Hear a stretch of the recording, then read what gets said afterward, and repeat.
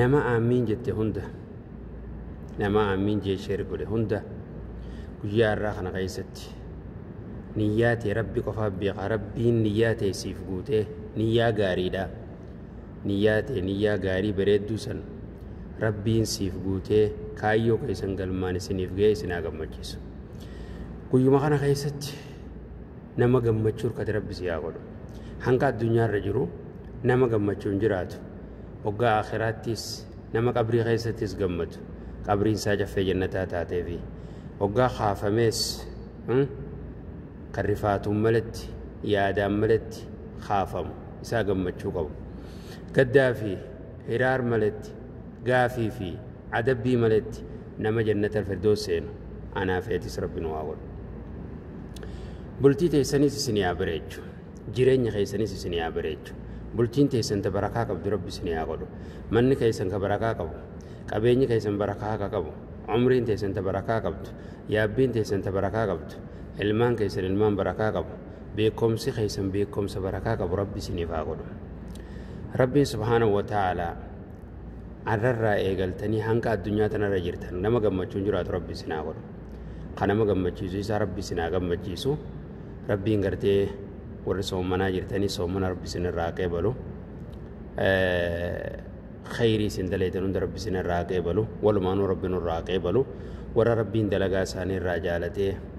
irraa qeebalee dilii isaaniillee araaramee fi warra khaatimaallee bareedduu godheef rabbi nu haa godhu jannata keessattillee warra hojii gammadu rabbi nu haa godhu biyya teenyallee biyya nagaa rabbi haa godhu biyya quufa qabdu biyya bilisummaa qabdu biyya tokkummaa qabdu biyya jaalala qabdu rabbi nuuf haa godhu kadhu kubsattu rabbi si haa fayyisu kadhu kubsattu rabbi si haa fayyisu rabbiin fayyaa guutuun isin haa qananiisu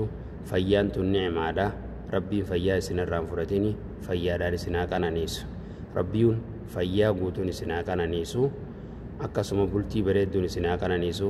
ilmaan diinis isinii kannee isin haa qananiisu jireenya keessan hunda jireenya bareedaa rabbi haa godhu guyyaan keessan guyyaa gammachuu rabbi isinii haa godhu halkan keessan halkan gammachuu rabbi isiniif haa godhu bakka deemtanitti nama gammachuu qabu nama nagaan jiraatu rabbi isin haa godhu haasidaa fi waanyummaan nama deemu rabbi isin irraa qabu xilaata nama hamtuu isinii yaadu fira kee fakkaatee rabbi isin irraa qabu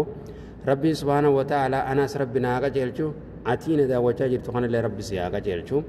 walumaanuu rabbi nu haa qajeelchu dilii teenyallee rabbi nu haa araaramu addunyaa tanarraa hanga jirurree rabbiin subhaanahu wa ta'aalaa gatii nutti godhee ol fuudhee gatii nu godhee nu gammachiisee akhirattillee gatii rabbi nutti haa godhu nama gatii hin qabne rabbi nu godhini nama gatii qabu ka rabbi biraa gatii qabu ka hawaasa biraallee gatii qabu rabbi nu haa godhu jaalala isaa rabbi nuuf haa kennu ta hawaasaallee rabbi nuuf haa kennu rabbiin subhaanahu wa ta'aalaa warra gartee akkuma nabi Muhammad sallallahu alaihi wasallam isa gabbaretti rabbi gabbaru rabbi nu haa godhu haqarra rabbi nu haa sabachiisu quraana irratti rabbi nu haa sabachiisu sunnaa nabi Muhammad irratti rabbi nu haa sabachiisu haqarratti nama deemu nu haa godhu rabbiin yeroo hundaa'u warra haqa fudhatu warra haqa jala deemu warra akka gartee ambiyoonni rabbi gabbaranitti alayhimissalaam jami'an akka isaanii rabbi gabbaru warra akka sahabaan rabbi gabbaranitti rabbi gabbaru warra akka taabiini rabbi gabbaran rabbi gabbaru rabbi nu haa godhu warra fedhii nafsee jala deemu osoo hin taane warri karaa haqaa jala deemu rabbi nu haa godhu anaafetillee rabbiin warra karaa haqaa jala deemee akkuma gartee jarree rabbi gabbaru rabbi nu haa godhu آمين آمين وصلى الله وسلم على نبينا محمد وعلى آله وصحبه أجمعين